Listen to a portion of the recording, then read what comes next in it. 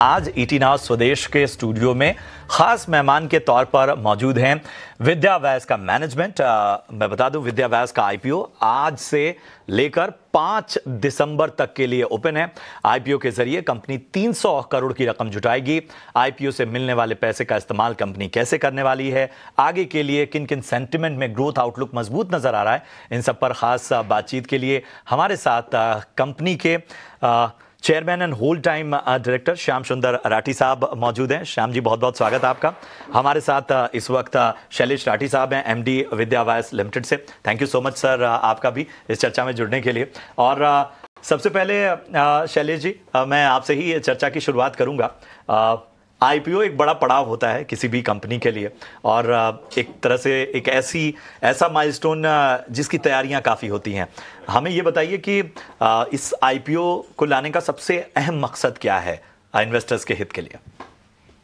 तो हमारी कंपनी है वो आज 43 इयर्स ओल्ड कंपनी है। क्या बात है, राइट।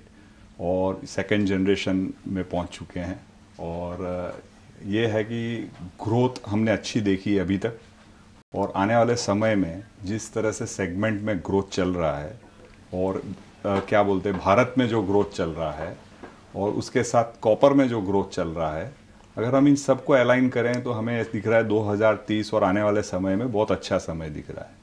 तो ये एक माइंड में था कि अगर अपने आप को स्केल अप करना है तो ग्रोथ के लिए कहीं ना कहीं ये एक पॉइंट आना चाहिए जहाँ पे इन्वेस्टर्स भी साथ में रहे और मिल के हम इस ग्रोथ का मज़ा ले सकें।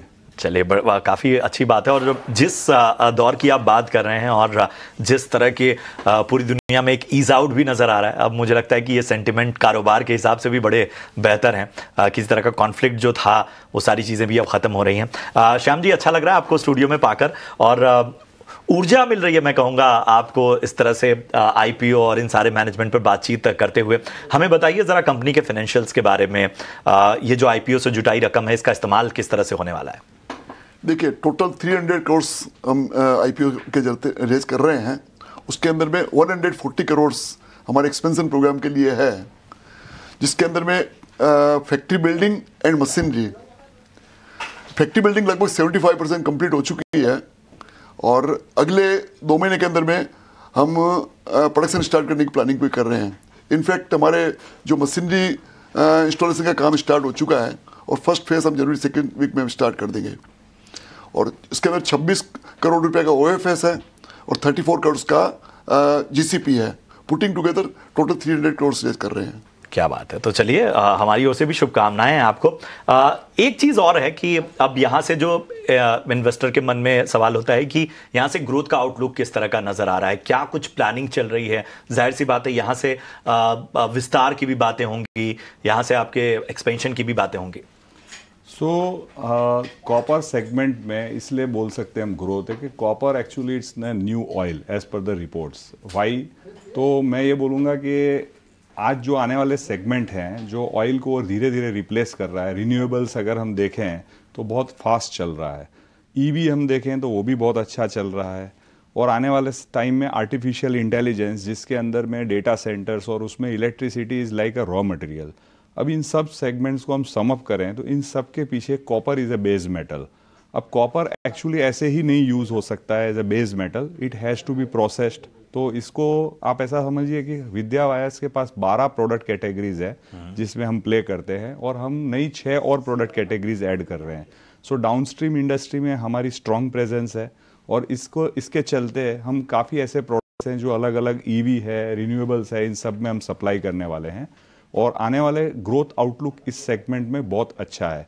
गवर्नमेंट की कुछ रिपोर्ट्स ये बता रही है कि आने वाले समय के अंदर में कॉपर के अंदर में 2 टाइम्स ग्रोथ रहेगा। कॉपर के अंदर में 2030 तक ऐसा मानना है कि भाई कॉपर की ग्रोथ डबल हो जाएगी रिक्वायरमेंट्स, और 2047 तक ये भी माना जाता है कि 6 गुना ग्रोथ रहेगी। तो इनको चलते देखें तो डाउनस्ट्रीम इंडस्ट्री के अंदर में एक बहुत अच्छा फ्यूचर है, और इसी के चलते हम अपनी कैपेसिटी को भी एक्सपांशन कर रहे हैं। चलिए, और वाकई ये अपने आप में बड़ा एक्साइटिंग टाइम है जिस तरह से आप बता रहे हैं। श्याम जी, हमें बताइए कि आपने तो कई दौर में अलग अलग तरह का कंपटीशन देखा होगा। जब शायद इस सेगमेंट की बात भी नहीं हो रही होगी, तब से आपने इसको उभरते हुए चैलेंजेस भी देखे। बीच में बहुत सा चैलेंजिंग टाइम भी था, खासतौर पे कारोबारियों के लिए। अगर अभी के मार्केट में देखें तो आप अपने पेयर्स या अपने कॉम्पिटिटर्स को किस तरह से देखते हैं, जो आपको उनके मुकाबले अलग बनाता है? देखिए, इंडस्ट्री के अंदर में डिमांड है तो उसके अंदर में हमारे पीयर्स भी अच्छा काम कर रहे हैं और हम भी अच्छा काम कर रहे हैं। उस पर कोई सेकंड थॉट है नहीं। जब मार्केट में डिमांड होती है तो सब अच्छा ही अच्छा होता है। हमारे कस्टमर्स हमें कह रहे हैं कि भाई आपको आगे ग्रोथ करनी चाहिए, आपको हमारी डिमांड के साथ में रहना चाहिए, और उनकी ऑलरेडी इंक्वायरी हमारे पास में आ रही है, उसको हम देखते हुए एक्सपेंशन कर रहे हैं।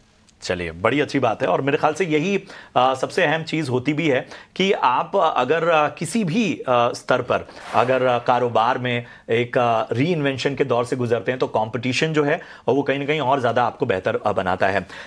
शैलेश जी, हमें ये बताइए कि किस तरह की चुनौतियां, मतलब अगर रिकमेंडेशंस की बात कर लूं, चुनौती को रिप्ले कि आप चाहते हैं कि इस इंडस्ट्री में सुधार हो, चाहे वो पॉलिसी लेवल पे है, चाहे ईज ऑफ डूइंग बिजनेस को लेके है।